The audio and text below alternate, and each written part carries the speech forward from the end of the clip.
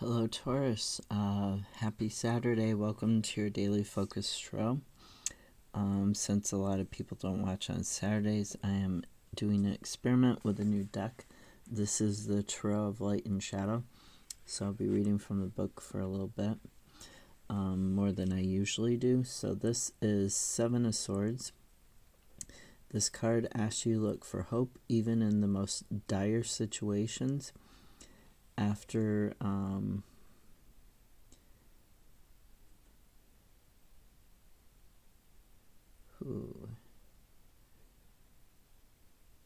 it says, all is not clear. You can approach problems with a clear head or start afresh and be prepared for sudden turns of fate. The moon, the shadow tarot of the moon, this says the gifts of those with lunar vision should always be heard. Oh wait, we're not on the shadow one. Okay. The light one of the moon, it says the oldest meaning for this card tended toward the negative, having to do with lunar madness and inconsistency. In reality, the moon rules over the tidal energies of human life, from the menstrual cycle to the actions of the sea. In readings, it has more to do with shifting fortunes, the rise and fall and sweep of human affairs. Through this, it represents synchronicity, the way that seemingly unconnected events come together and are shown to influence each other. The ability to see these things is part of the lunar character, often indicating a psychic ability in the reader.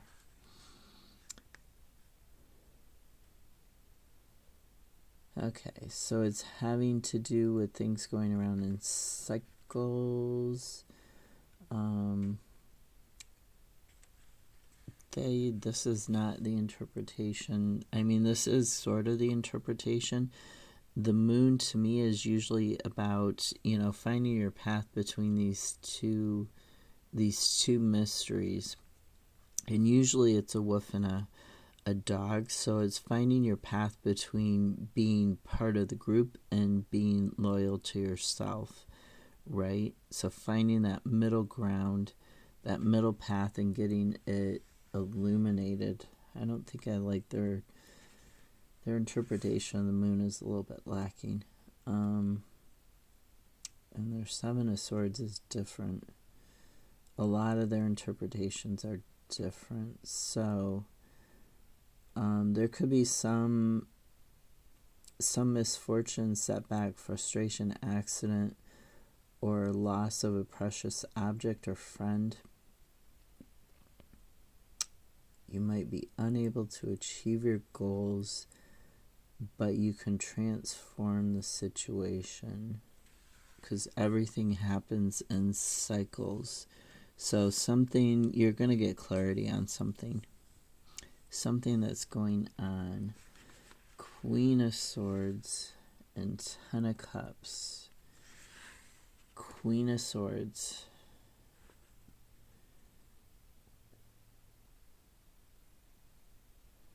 Is a guide in the adventure of life. She brings the same approach to all that we seek to hear from her. With her guidance, you feel ready to deal with whatever issue confronts her, because she is testing the weight and balance of the sharpness of the sword in her hand. She is a perceptive ally.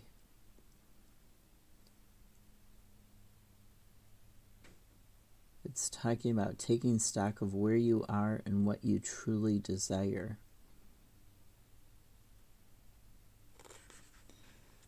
Ten of Cups in the shadow. Ten of Cups. When the sun goes behind a cloud and the cups shine out of the shadows with an unearthly glow, the perfect world you have created may seem less attractive. Quarrels with family members or friends may become frequent, and you may be forced to ask, when did the cup get overturned?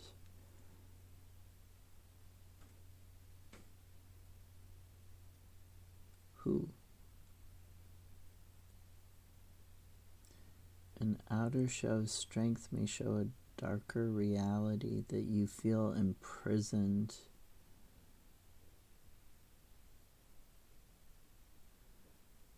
Yet because this is the card of home, it may offer refuge. The circle of family and friends is important and needs to be fostered whenever and however possible. Be careful of living the high life too often and without consideration of others. So yeah, it's telling you to balance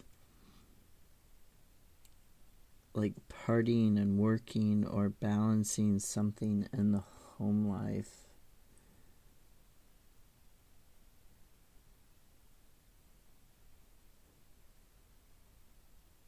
Yeah, needing to balance something in the home life.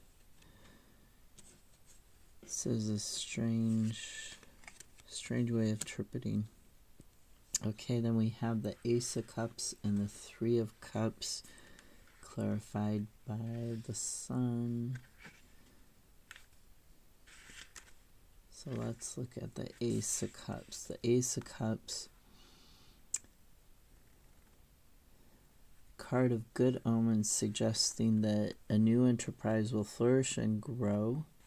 Its association with the Grail is clear, and here it is, a city also, the home of the sacred vessel. Here we see two further aspects of the cup.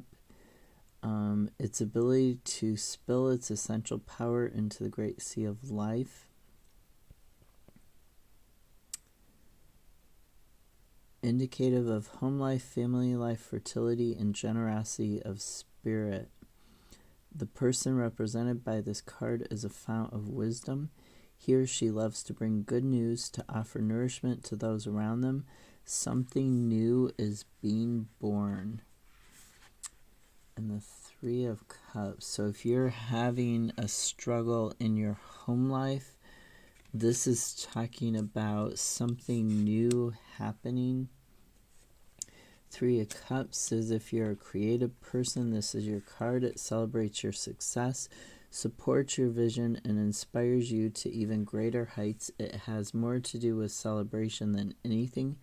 It also speaks of contentment, of tasks undertaken joyfully and brought to a satisfactory conclusion. And then we've got the Sun is the clarifier for the 1 and 3 of Cups. So the Sun, the primary reading of this card is happiness, contentment, and joy unbounded. It signifies health, wealth, and a joyous acceptance of good things, which rain down on the reader like the drops of radiant dew pictured in many of the versions of this card. It offers well-being and suggests that you personally bring light and pleasure to whoever you meet. If you are engaged in any work, you are likely to be the center of the place, the warm hub to which all others gravitate. Your general optimism inspires those around you and enables you to lighten even the darkest moments. So this is talking about, it's talking about bringing light. It's talking about happiness and celebration.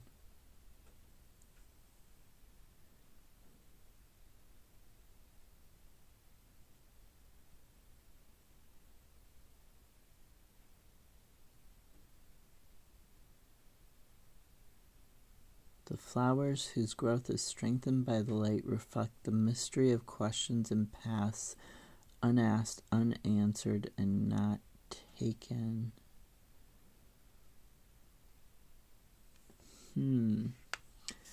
So really it's talking about having a happy home life and this potential, this new growth for creativity in home life. Like I said, this is an interesting deck with interesting interpretations. So there is something, you got this potential for the happy home life. You've got this potential for the growth, but you're needing to get clarity on it. With the Moon and the Sun, And the Ten of Cups in the shadow, you're needing to get clarity on it. There's going to be some sort of change.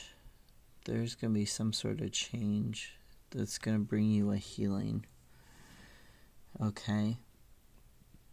Once you get clarity on this Ten of Cups in the shadow, let's revisit that for a second. This Ten of Cups in the shadow. Once you get clarity on what you think was perfect but is no longer quite so attractive. Why are there quarrels? Why are you fighting with family and friends? Or why are they fighting amongst themselves? So don't live too much of the good life. Don't spend too much. It's saying.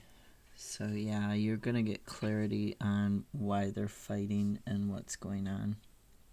And that's going to help you. Have a great Saturday. I'll see you tomorrow. Bye.